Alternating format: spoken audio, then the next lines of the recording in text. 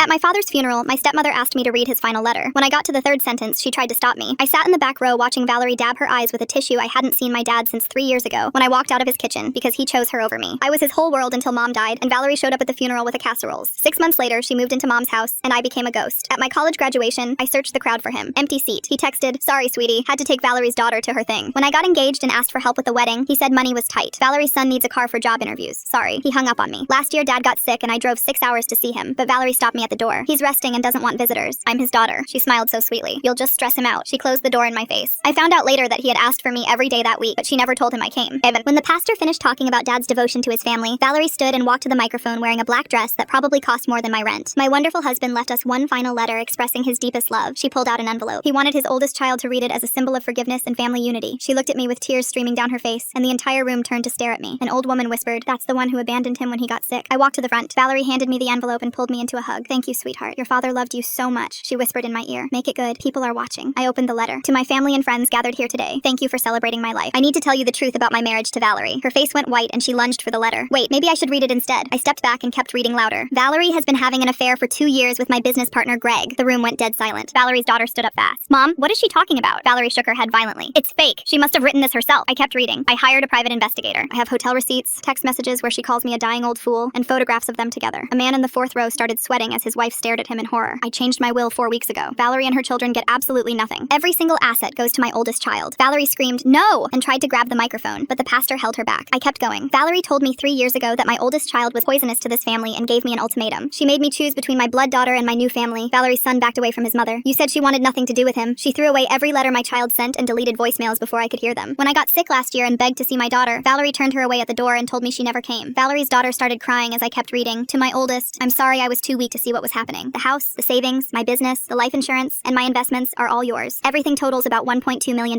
Valerie made a choking sound. "And to my business partner Greg, who's probably pretending to mourn me, you're fired." The man stood up and his wife slapped him so hard the sound echoed. "You bastard!" Valerie was screaming. "This is fake! All of it! That money is mine!" Valerie pointed at me shaking. "You planned this! You poisoned him against me! I didn't see him for 3 years because of you," I said. She lunged at me and someone grabbed her. Half the room was yelling. Greg's wife threw her purse at him. Valerie broke free and got in my face. "That house is mine! I earned it by taking care of that miserable old man." "Earned it?" Her son looked sick. "Oh my God, Mom! You were just waiting for him to die." As I left, Valerie was screaming that she'd contest the will. Valerie hired a lawyer to contest the will, claiming that Dad wasn't mentally competent when he changed it. The judge took one look at his medical records and threw the case out.